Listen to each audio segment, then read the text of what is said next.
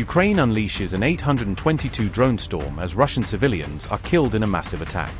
A Ukrainian drone armada hits Russia as Moscow, Rostov and Belgorod come under attack. Zelensky sends a massive drone force, but Putin's forces claim to have downed most of the incoming drones. Civilians are killed and cities are targeted as Russia vows a response after the massive overnight onslaught. Russian Ministry of Defense on August 16 said its air defenses had intercepted and destroyed 822 Ukrainian drones during a massive overnight attack. Rostov governor said 5 people were killed in a residential area during a Ukrainian drone attack on August 16. A separate Ukrainian drone strike killed another person in Russia's Belgorod region, according to local officials. Moscow region governor said 187 Ukrainian drones had been shot down or neutralized over the region during the attack. A wild berries warehouse was reportedly hit, while a separate drone strike killed an 83-year-old man in the region. Moscow Mayor Sergei Sobyanin said around 600 Ukrainian drones had targeted the capital during the large-scale attack. Moscow condemned the attacks as terrorist attacks, accusing Ukraine of deliberately targeting and killing Russian civilians. Russia responded with missile and drone strikes on Kyiv, with Ukrainian President Zelensky saying 6 people were wounded in the attacks. Volodymyr Zelensky said, and I quote, "Emergency services are working at the sites of the Russian strikes that took place this morning and last night. In Kyiv, the fires were quickly extinguished, and emergency work is now ongoing. The Russians injured 6 people in the city and the region. Kremenchuk and Kryvyi Rih were also hit with ballistic missiles. Wherever the Russians can reach with their ballistic missiles, they strike civilian infrastructure. In Kryvyi Rih, 2 people were killed and 14 others were injured. 1 person was killed in Sumy. The enemy launched more than 1,550 attack drones, nearly 1,560 guided aerial bombs, and 62 missiles at our cities and communities, most of them ballistic missiles of various types. It is very important that this dedication of our people be complemented by new steps from our partners to protect the skies. When North Korean ballistic missiles destroy infrastructure and claim lives here in Europe, European interceptors cannot simply be allowed to sit in storage. Lives need to be protected. Russia must be stopped. New packages literally mean lives saved and infrastructure protected every single day. I thank every partner who is helping with this." Unquote.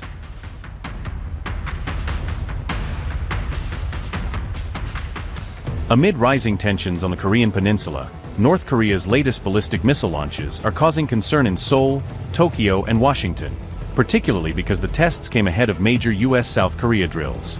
Within less than a week in August, North Korea fired 2 ballistic missiles from the Wonsan area, but state media did not acknowledge either launch, an unusual departure from Pyongyang's normal pattern. Analysts have focused on Pyongyang's reluctance to publicize the launches, noting that North Korea often turns successful missile tests into major propaganda events for domestic and international audiences.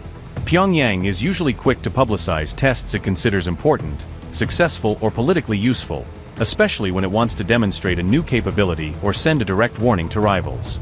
North Korean state media frequently releases images of Kim Jong-un overseeing launches, along with photographs, technical details, and claims about missile performance, but none of that appeared after these tests.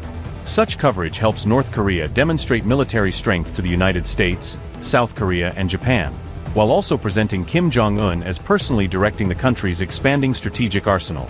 The unusual launches come as North Korea deepens military cooperation with Russia, providing troops, ammunition, and missile systems that Moscow has used in its war against Ukraine.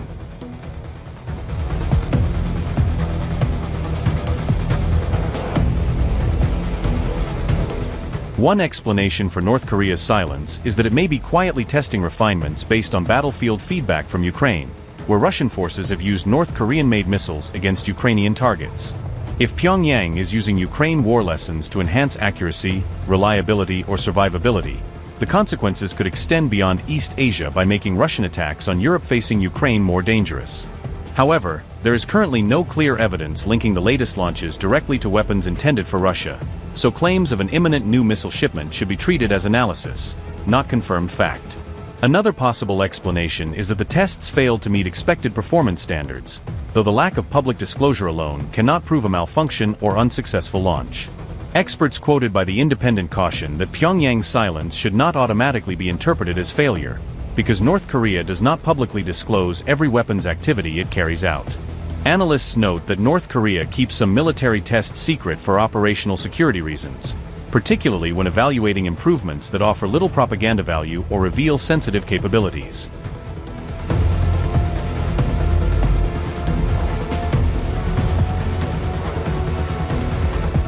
The latest launches may have involved a modified KN-23 or Hwasong-11 variant, but no official identification has been released and the exact missile system remains uncertain.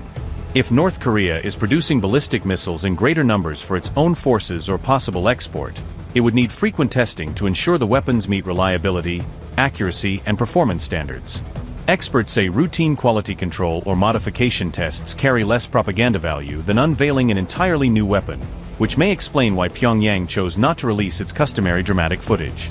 A clearer pattern across future launches, flight paths, and launch sites may help analysts determine whether North Korea is testing a new system, improving an existing missile, or conducting standard production checks.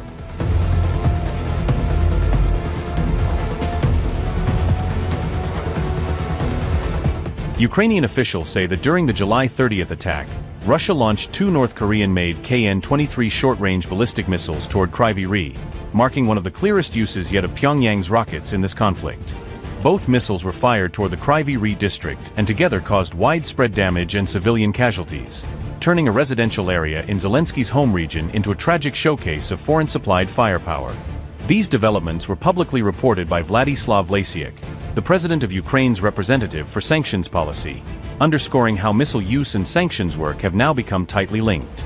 According to Ukrainian authorities, the first missile struck a private house in Radusht, killing 6 people, including children, and injuring at least 9 more, a devastating hit on a single-family home. Investigators later found the crater from the second KN-23 impact in a field roughly 3.5 kilometers from the first strike site, with officials noting there were no military targets within 5 kilometers, highlighting both the inaccuracy and the indiscriminate nature of the attack. Upgrade your news experience with the all-new HT app. Download now.